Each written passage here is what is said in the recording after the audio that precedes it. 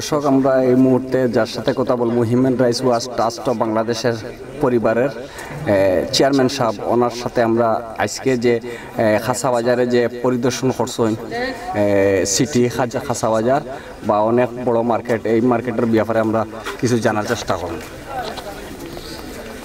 অসংখ্য ধন্যবাদ মা টিভিকে, সময়ের সাথে তাল মিলে কথা বলছেন। সম্মানিত বিয়াস, যারা দেখছেন দেখবেন, পরবর্তী যারা সবাইকে শুভেচ্ছা রইল। আপনারা জানেন সিলেট সিটি কর্পোরেশনের অনুমোদিত এখানে একটা কাঁচা বাজার মার্কেট, কিন্তু পর্যাপ্ত পরিমাণ লোক এখানে আসে না।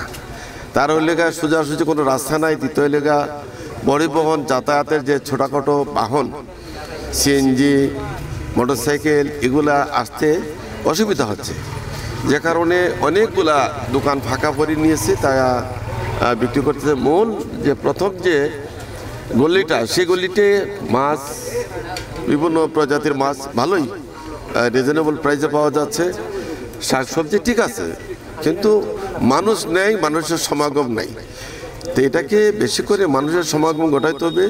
ওইখানে কুদরতুল্লাহ মার্কেটের সোজা রাস্তাটা করতে হবে, সেটা সিটি কর্পোরেশন করতে হবে। এর যে একটা জায়গা নির্ধারিত একটা জায়গা দেওয়া হয়েছে যে বাজার সিটি কর্পোরেশন, এক্স্যাক্টলি এখানে সিটি কর্পোরেশন থেকে একটা নির্ধারিত স্থান করে দিয়েছে সাবেক মেয়র। এখন এটাকে তারা দেখছে রাস্তাঘাটে যেখানে যথাযথ বসে বসে এখন খুব যাতায়াতে বিঘ্ন ঘটে, যানজট সৃষ্টি করে। তো এদেরকে কে বসাইছে, কারা বসাইছে, কেন বসাইছে? এদেরকে এখানে নিয়ে আসলে তো মানুষ এখানে চলে আসে। যেহেতু এরা এখানে রাস্তায় দাঁড়িয়ে বিক্রি করতেছে, সেই ক্ষেত্রে এখানে জনমনে অবশ্যই একটা প্রশ্ন জাগে যে সিটি কর্পোরেশন আদৌ কাজ করতেছে কিনা, সিটি কর্পোরেশন প্রশাসনে কী ধরনের কাজ করতেছে, দৈনন্দিন কাজ করতেছে কিনা, বা যে সমস্ত কাজ বিঘ্ন করছে জনসেবামূলক বা সেবায় বিঘ্ন করতেছে, সেসব কাজে তদারকি নেই, টোটালি নেই। সবাই বেতন নিচ্ছে, সবাই যা যা ডিউটি পালন করছে, প্রকৃত অর্থে জনগণের স্বার্থে কোনো কাজ হচ্ছে না। আমরা মনে করি যাতে রাস্তাঘাটে বিভিন্ন জায়গায় মানুষ এই যে শাকসবজি নিয়ে বসছে, মানুষের দুর্ভোগ করতেছে, যাতায়াতে বিঘ্ন সৃষ্টি করতেছে, তাদেরকে সিটি কর্পোরেশন কর্তৃক তারা যথাস্থানে এখানে নিয়ে আসুক এবং জনগণই এখানে চলে আসবে।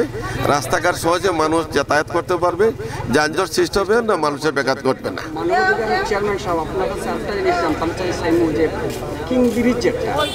কিং ব্রিজের উপরে যে ধরনের মানে ফুটপাথ বলছে বইয়া যে খাবার করে, এর থেকে মোটরসাইকেল যেইটাইতে যাচ্ছি অনেক সময় একটা এখানে ইন্দুই একটা জিনিস দাম করলো, দাম করার পরে সাথে সাথে মনে করেন মোটরসাইকেলে বাড়ি বাড়ি পালাই দিল, বা এইরকম অ্যাক্সিডেন্ট হওয়ার বিষয় আপনি? এটা সচরাচর হইতেছে। সব কিছু মিলে আমার মনে হইতেছে যে সিটি কর্পোরেশনের যে বর্তমানে যে প্রশাসন বা যে সমস্ত দায়িত্বপ্রাপ্ত শাখা প্রশাখা যারা আছেন, তাদের তদারকির বিশাল অভাব। তাছাড়া এখানে মেট্রোপলিটন পুলিশের যথেষ্ট তারা কর্তব্য বহেলা আছে। ক্লিন বিজে কোনো কাউকে লিস্ট দেওয়া হয় নাই দোকান নিয়ে বসার জন্য। বসা আমরা শুনতে পাচ্ছি পুলিশকে ছাদা দিয়ে এখানে বসে দুইটা ঘটনা ঘটে। একটা লেগে যে মোটরসাইকেলের সাথে দুর্ঘটনা ঘটার সম্ভাবনা আছে, আরেকটা এখানে পকেট মার সহ বিভিন্ন ধরনের অপকর্ম ঘটে যাচ্ছে।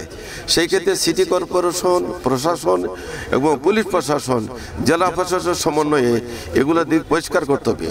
এই যে ক্লিন ব্রিজে বসার রাস্তাটা একবারে তুলে দিতে হবে, এখানে কোনো সমস্যা হচ্ছে না। যারা বসতেছে ভাসমান, তারা ভাসমানই, এরা পুলিশকে ম্যানেজ করে এগুলা করতেছে। আমরা মাননীয় পুলিশ কমিশনারের দৃষ্টি আকর্ষণ করছি, সিটি কর্পোরেশন প্রশাসন, জেলা প্রশাসন সহ সম্মিলিত প্রয়াসে এই উদ্যোগ নিয়ে এই মানুষকে হয়রানি থেকে বাঁচাইতে হবে। ক্লিন ব্রিজ, সবজি বাজার এবং রাস্তা যাতে যানজট নয় সেদিকে দৃষ্টি রাখতে হবে। সবাইকে অসংখ্য ধন্যবাদ, কৃতজ্ঞতা জানিয়ে মা টিভির পাশে থাকেন এবং মা টিভির সবসময় আপনারা দেখেন, শোনেন, সুন্দর চমৎকার মতামত দেন।